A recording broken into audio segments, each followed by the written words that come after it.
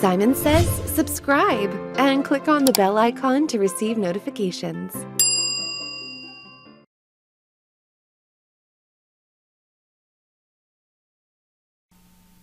In this lesson, we're going to be talking about 3 different tools, and they all live in the same place. Those 3 tools are going to be the dodge tool, the burn tool, and the sponge tool.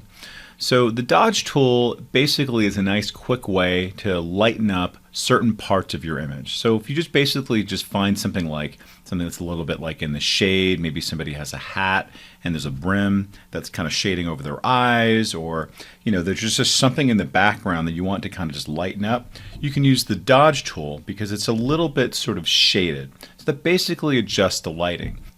Now the burn tool does the opposite. If something is too light, you can actually bring it down. So if there's too much kind of like a hot light on something, you can bring it down so it's not so bright.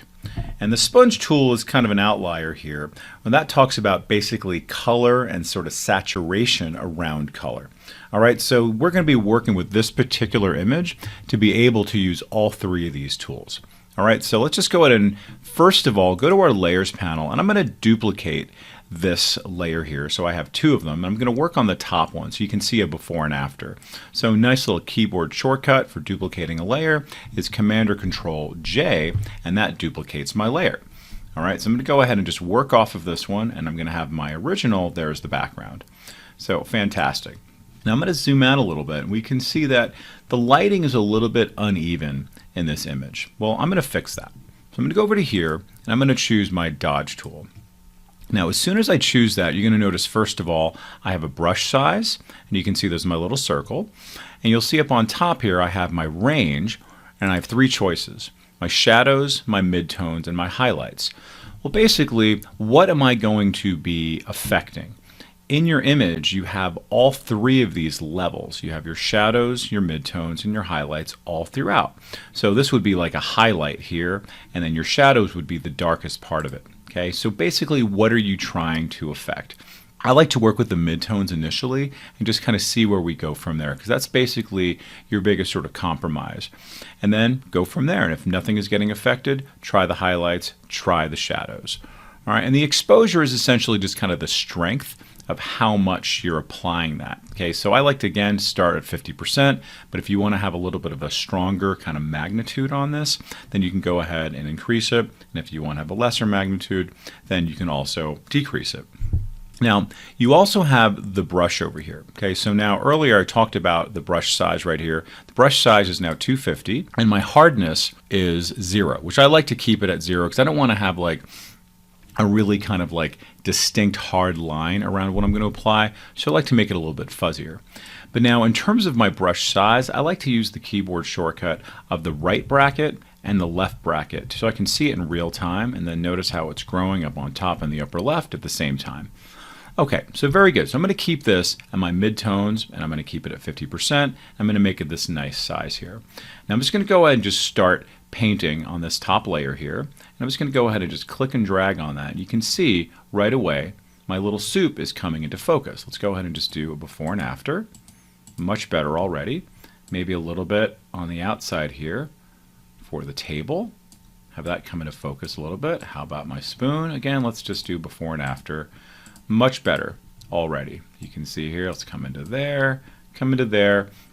And if there's certain parts that you don't really care about, you can always bring down the exposure. If there's certain parts that are not responding somehow, play around with the range. All right, so I'll just go ahead and fix that up a little bit, and I'm pretty happy with that.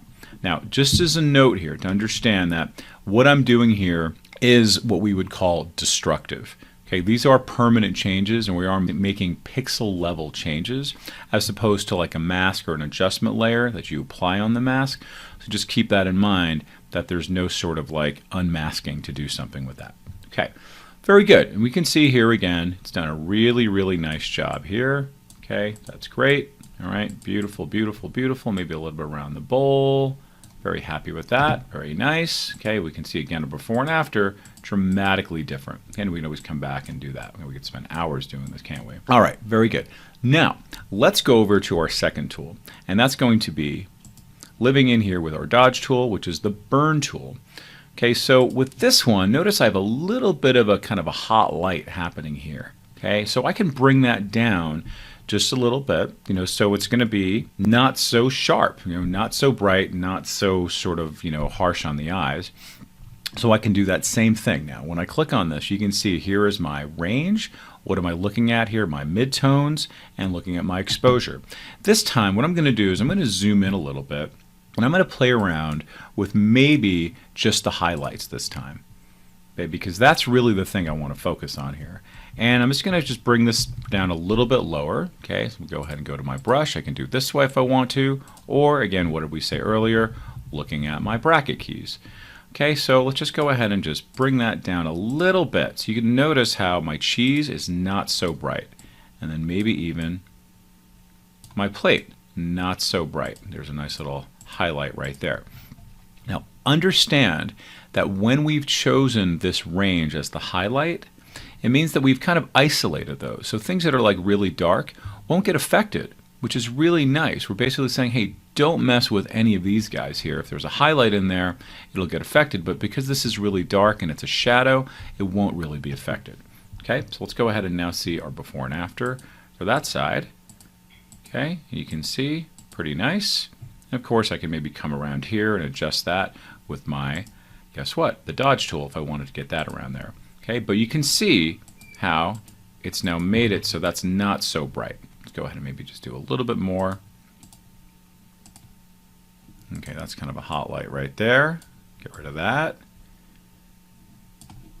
Okay, very good. We're just trying to make this nice and even in a little more manual, a little more controlled, a little more sort of like surgical way. All right, and you can see it's not that difficult.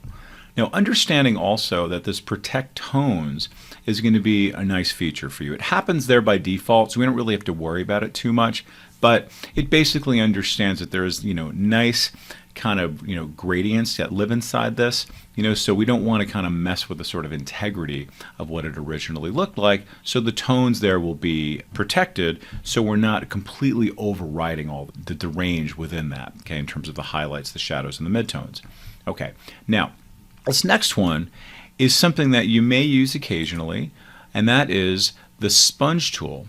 Okay, now notice the sponge tool, when I choose that, I get a different set of options here. So I get just my saturate and my desaturate. Okay, because this would be a place where, hey, listen, I want this to have a little bit more color, a little more pizzazz, right? Let's make that green stand out. Let's make that red not be so red. Okay, so saturate is going to add on more color. Desaturate makes it become more like a grayscale, like a black and white picture. All right, so let's go ahead and continue working with this one. I'm going to go ahead and just say saturate for this one. Okay, and then again, my flow is going to be kind of like my strength there. Okay, but that's mostly going to be more for like your Wacom tablets and stuff like that. Okay, but I want to keep my vibrance selected. Okay, and then let's just go ahead and make that green a little bit greener so you can see the difference there.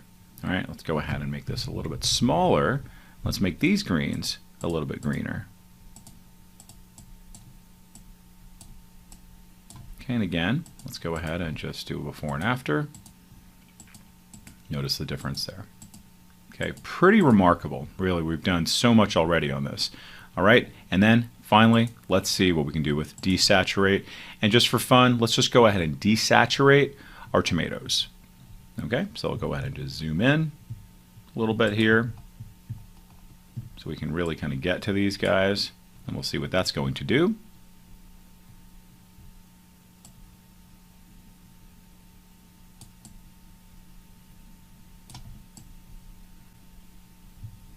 Scrubbing that away there, scrub it away, scrub it away.